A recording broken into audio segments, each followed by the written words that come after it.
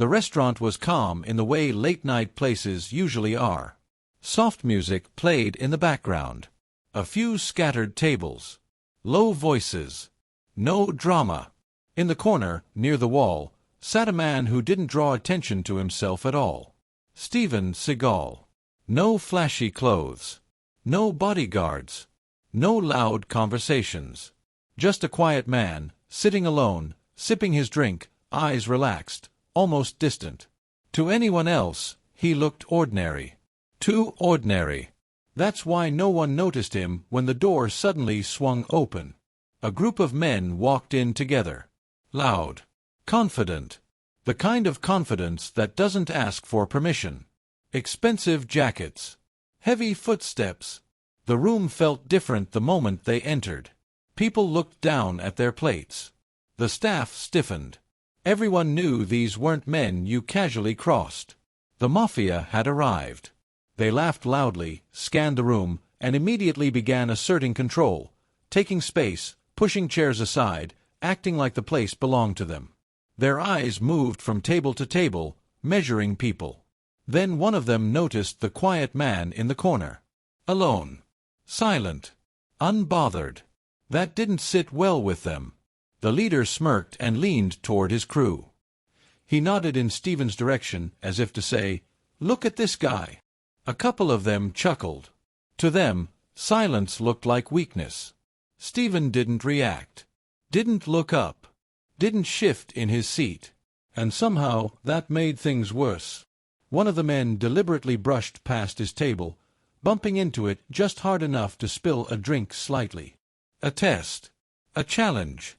The kind meant to provoke fear or apology. Steven calmly reached for a napkin and wiped the table.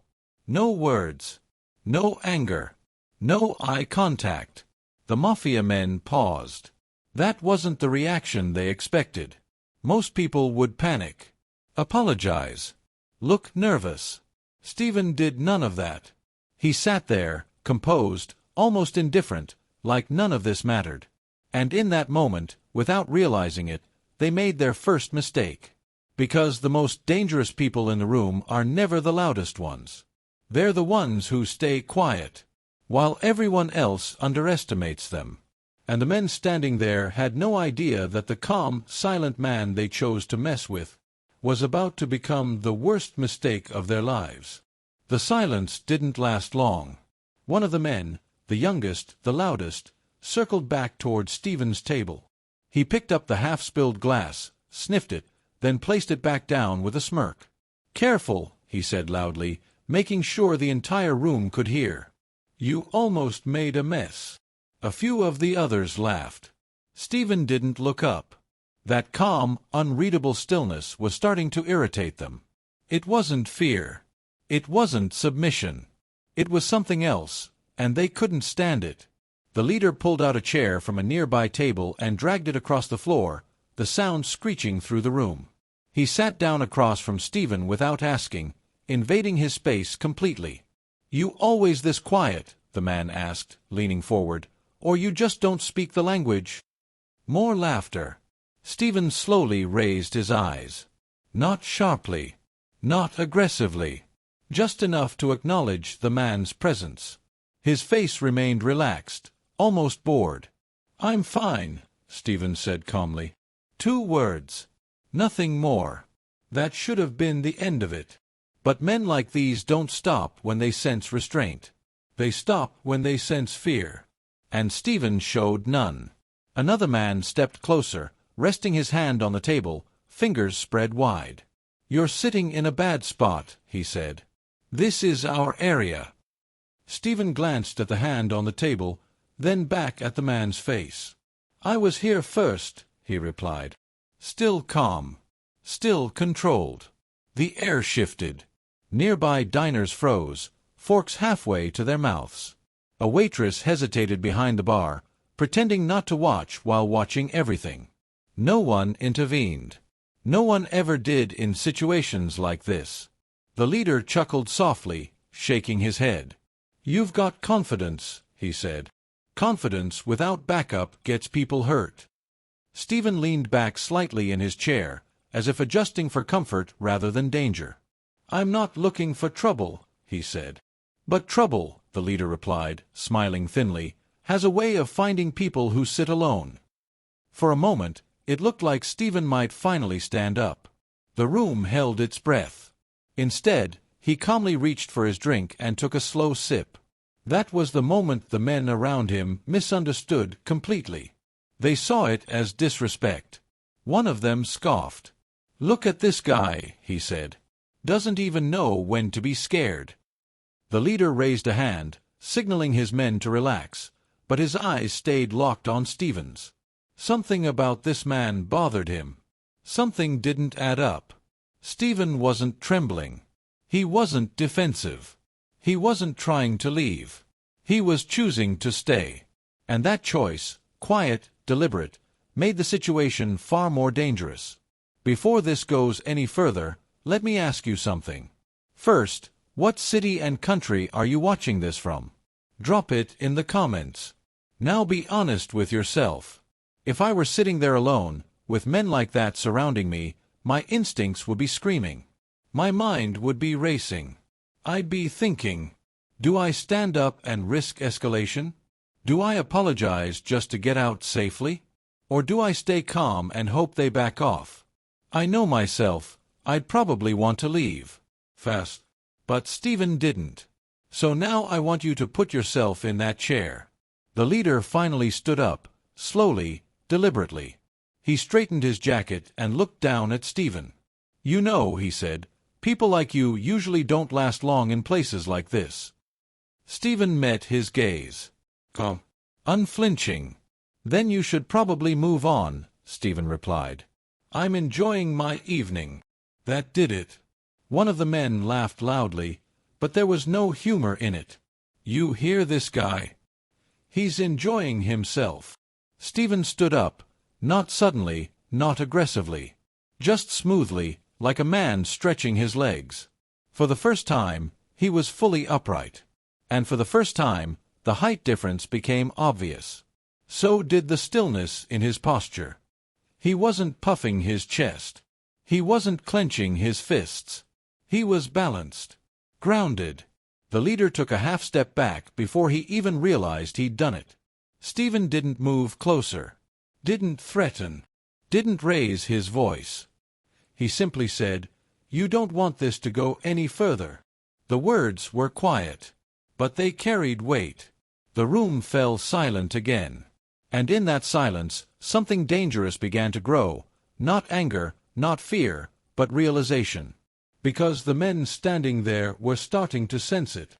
They hadn't picked on a weak man. They had chosen the wrong one. The room felt smaller now. Not because more people had entered, but because no one was breathing normally anymore. Conversations had died. Plates sat untouched. Every eye pretended not to stare, yet no one could look away. The leader studied Steven carefully. Up close, something felt off. This wasn't bravado. This wasn't fake confidence. This was control. "You stand like you know what you're doing," the leader said slowly. "That usually means two things. Either you're very stupid, or very dangerous." Steven didn't answer right away. He glanced around the room, not nervously, but thoughtfully.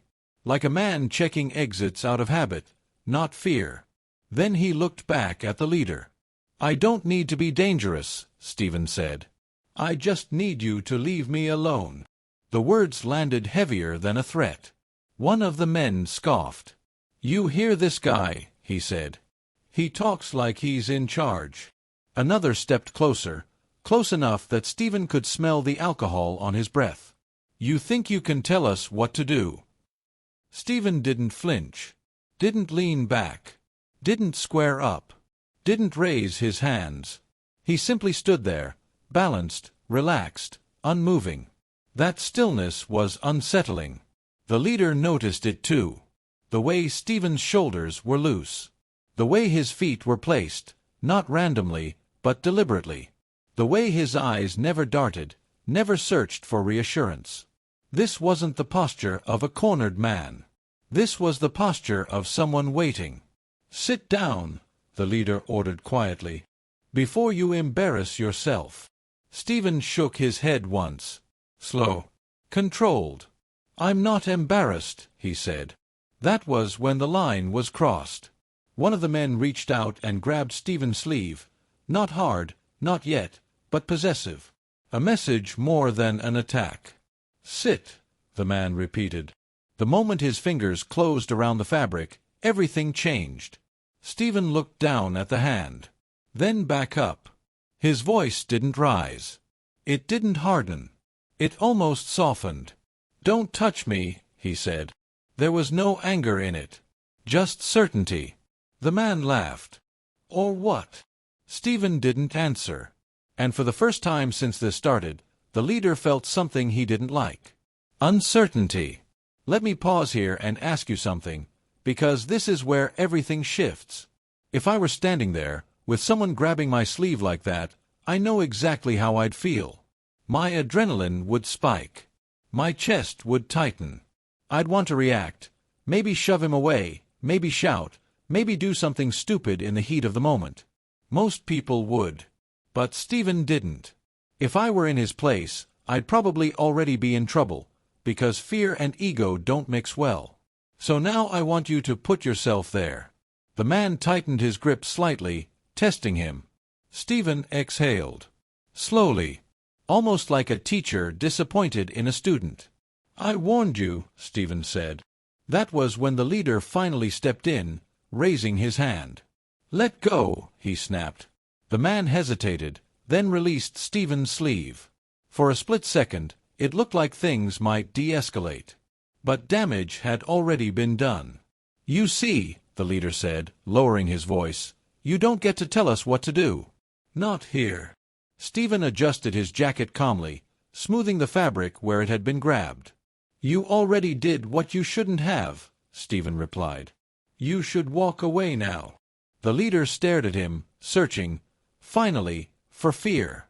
He found none. Instead, he saw patience. That disturbed him more than anger ever could. People who wait are dangerous. People who don't rush are confident. People who stay calm when surrounded know something others don't. The leader glanced at his men. They were no longer laughing. No longer relaxed. One had shifted his stance. Another clenched his jaw. They felt it too. This wasn't a situation they fully controlled anymore. "You really think you can handle this?" the leader asked. Steven met his eyes. "I know I can end it," he said quietly. The words were simple, but they landed like a hammer. The room went dead silent. No music. No clinking glasses. No whispers. Just a quiet man standing still, and a group of men realizing, too late, that silence was never weakness. It was restraint. And restraint, once released, is far more dangerous than rage. The leader held Steven's gaze for a long second longer. Then he smiled. Not a friendly smile. Not even a confident one. It was the smile of a man who had already decided things were going to turn ugly. "You talk like someone who's never been hit," he said. Steven didn't rise to it. "I talk like someone who doesn't need to be," he replied. That was enough. The leader gave a slight nod, barely noticeable, but clear to his men. A silent signal. The kind that didn't need words. Two of them moved at once. Not rushing. Not sloppy. They tried to box Steven in from either side, closing the space slowly, testing him. This wasn't a bar fight. These were men used to intimidation, used to people folding before things got real. Steven noticed everything. The narrowing distance. The shift in weight. The subtle angle of shoulders. Still, he didn't move. "Last chance," the leader said. "Sit down. Apologize. We forget this happened." Steven looked at the two men beside him, then back at the leader. "No," he said simply. That word landed heavier than all the threats combined. One of the men lunged, quick, impatient, trying to grab Steven by the collar. He never finished the motion. Steven moved for the first time. It wasn't fast in the way movies show fast. It was efficient. Steven stepped half a pace forward, not back, and turned his body just enough that the grab slid past him. His hand came up, not striking, but redirecting the attacker's arm with a sharp, controlled twist. There was a sound. Not loud, but wrong. The man froze. His face drained of color as pain shot through his wrist and elbow. Steven hadn't punched him. Hadn't kicked him. He had simply taken the man's balance, and his joint, with frightening precision. "On your knees," Steven said quietly. The man didn't argue. He dropped. The second attacker hesitated. That hesitation cost him. Steven pivoted, using the first man's collapsing body as cover, and stepped inside the second man's reach. A short movement. A firm placement of the hand. A subtle shift of weight. The second man stumbled backward, gasping, his arm pinned awkwardly behind him. Steven leaned in close, his voice low enough that only the man could hear. "Don't fight this," he said. "You'll hurt yourself." Steven released him. The man staggered away, clutching his arm, eyes wide with shock. The room erupted into chaos. Chairs scraped. Someone shouted. Another man reached for something at his waist before stopping himself, unsure. No one expected this. Not the speed. Not the control. Not the restraint. Steven hadn't thrown a single punch. And yet, two men were out of the fight in seconds. The leader's smile vanished. "What the hell was that?" he snapped. Steven straightened his jacket calmly. "That," he said, "was me being polite." The leader took a step back without realizing he had. He looked around the room. His men, grown, dangerous men, were suddenly unsure. They had seen violence before. They had caused it. But this was different. This wasn't rage. This was skill. "You think you're special?" the leader barked, trying to reclaim control. "You think this ends well for you?" Steven exhaled slowly. "I think you already lost control of this room," he said. "And you know it." The leader clenched his jaw. He saw it now, the way people were watching. Phones discreetly lifted. Whispers spreading. The balance had shifted, and everyone felt it. He raised his voice, trying to drown out the doubt. "Get him." No one moved. Not immediately. They looked at Steven. Then at the two men already hurt. Then back at the leader. For the first time, his authority cracked. Steven took one step forward. Not aggressive. Deliberate. "You don't want this," Steven said. "Walk away." The leader swallowed. This wasn't how this was supposed to go. He had expected fear. He had found something far worse. A man who knew exactly what he was doing, and hadn't even started yet. The room went silent again. And in that silence, one truth became painfully clear to everyone present. They didn't just underestimate Steven Seagal. They had provoked him. And restraint was running out. No one moved. Not because they were ordered to stop, but because they no longer knew how to move. The leader stood frozen, his authority hanging by a thread. His men waited for direction that didn't come. The two injured men stayed where they were, one kneeling, the other leaning against a table, both trying to hide the pain burning through their arms. Steven Seagal stood in the center of it all. Calm. Balanced. Unrushed. He didn't look like someone who had just ended a fight. He looked like someone who had finished a lesson. "This didn't have to happen," Steven said. His voice wasn't loud. It didn't need to be. It carried in the silence like a weight. "You chose to test someone you didn't understand," he continued. "And now everyone here feels the consequences of that choice." The leader scoffed, but the sound lacked conviction. "You think you proved something?" Steven met his eyes. "No," he replied. "You did." The words stung more than a punch ever could. Steven turned slightly, addressing the room, not just the leader. "You see this?" He gestured calmly toward the two injured men. "This is what happens when ego replaces judgment. No anger. No chaos. Just cause and effect." One of the men shifted uncomfortably. Steven noticed. "You don't need to act tough," Steven said to him. "Tough men don't rush. They don't grab. They don't threaten in groups." The leader's face darkened. "You think you can lecture us?" Steven nodded once. "I think you need it." A ripple moved through the room. Quiet, subtle, but undeniable. The leader took a step forward, trying to reclaim space. "You don't know who you're dealing with." Steven stepped forward too. Exactly one step. "And you don't know who you touched," Steven replied. That stopped him. Steven lowered his voice, not as a threat, but as a statement of fact. "I've spent my life studying how conflict starts and how it ends. This can end cleanly, or it can end painfully. That decision is still yours." The leader glanced around again. His men avoided his eyes. They had seen enough. He swallowed. "You think walking away makes us look weak?" Steven tilted his head slightly. "Walking away now makes you look alive." That did it. The leader's shoulders dropped, just a fraction, but it was visible. He exhaled sharply, then waved his hand. "We're done here," he muttered.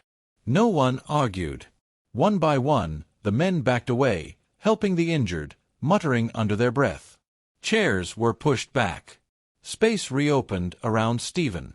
The tension drained, but something else filled the room. Respect. Steven didn't chase them, didn't taunt them, didn't claim victory. He simply watched as they retreated. When the leader reached the door, he stopped. "This isn't over," he said. Steven replied without turning around. "It is for me." The door shut. The room let out a collective breath. Someone clapped, nervously at first. Then another joined. And another. Not loud. Not celebratory. Acknowledging.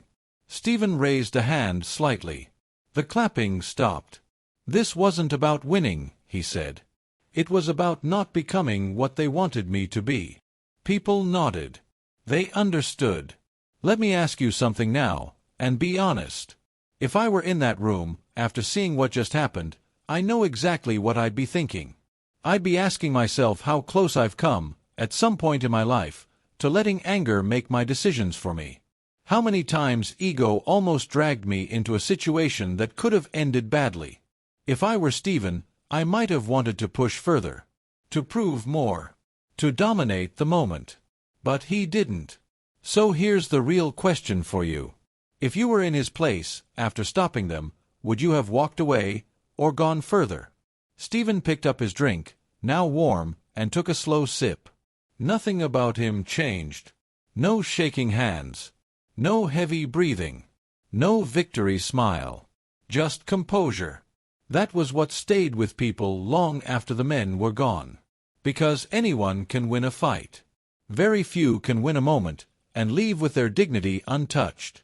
And somewhere outside, as engines started and doors slammed, one thing was certain.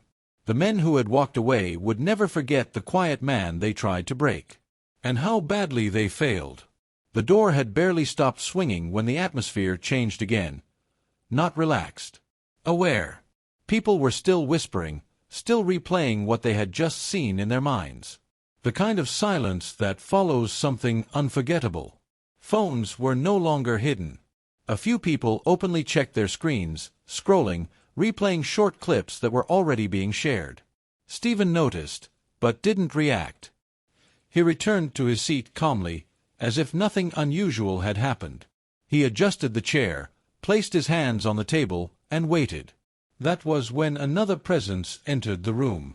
Not loud, not dramatic, but authoritative. A man in a dark jacket stepped inside, scanning the room with practiced eyes. He wasn't part of the group that had left.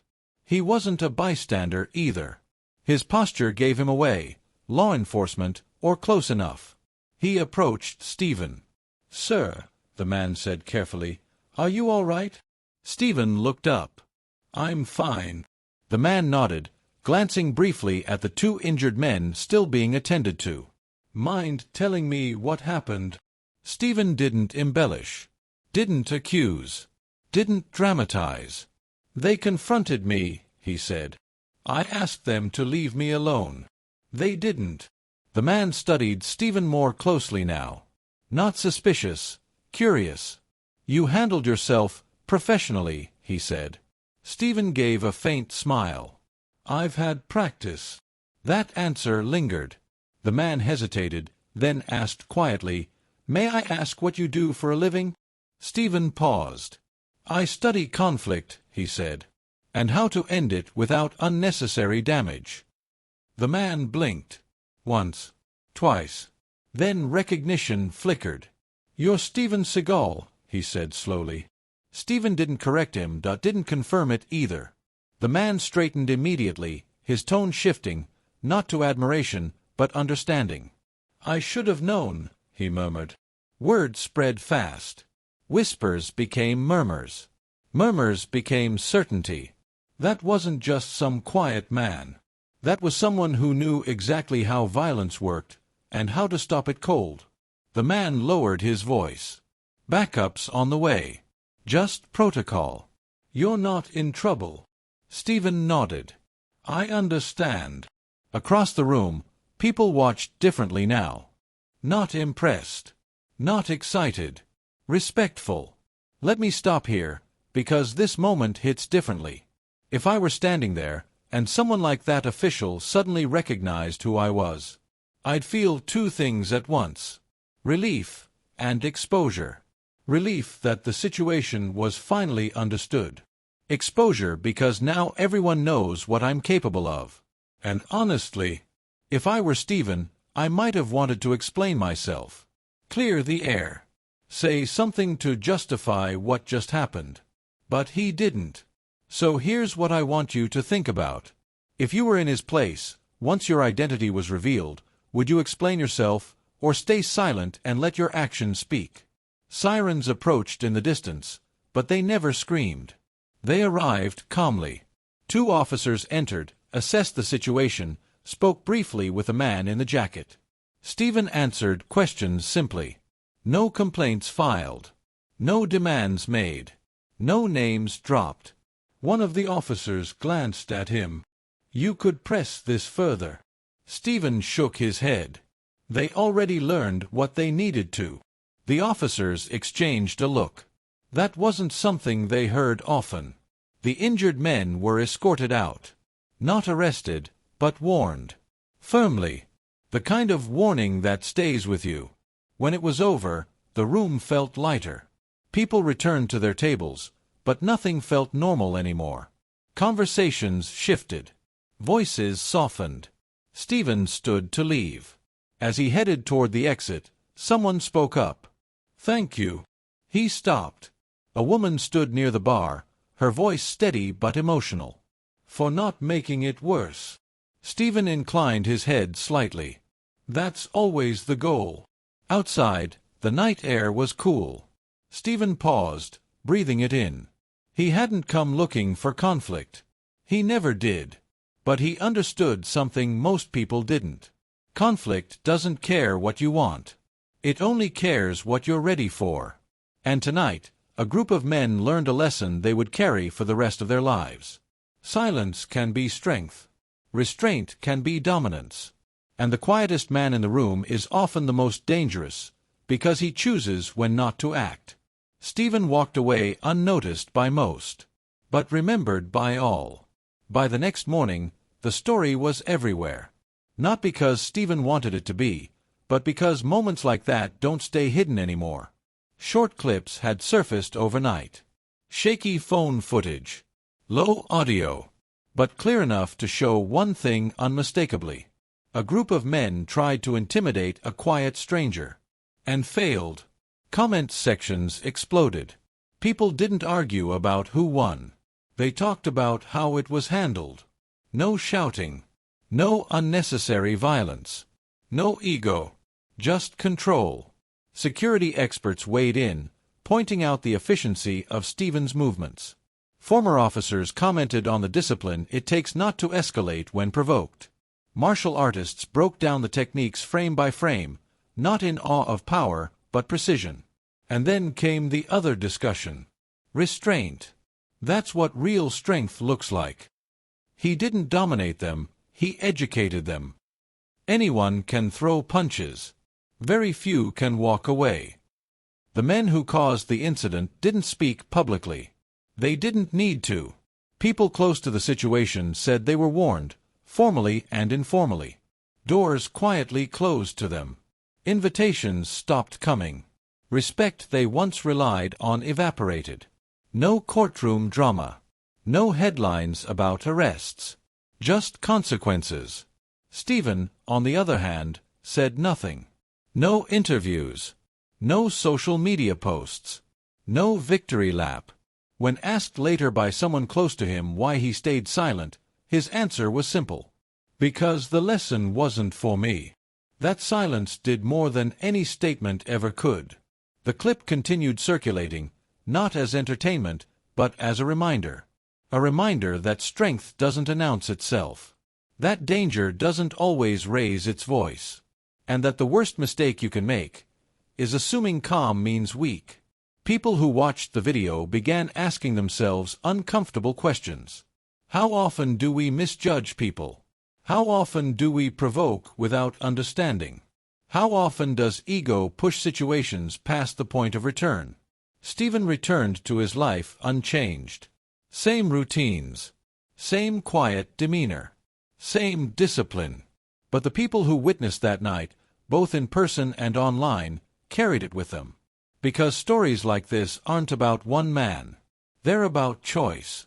The choice to escalate or restrain. The choice to humiliate or walk away. The choice to prove power or embody it. And that's why this moment didn't fade. It became a standard. Now I want you to be part of this story. If you believe real strength is control, not chaos, type control in the comments. If you believe judging someone by appearance is the biggest mistake, type respect. And if you want more stories where arrogance meets consequences, where quiet confidence wins, and where power is shown, not shouted, subscribe now and turn on notifications. Because the most dangerous mistakes aren't made by loud people. They're made by those who underestimate the quiet ones.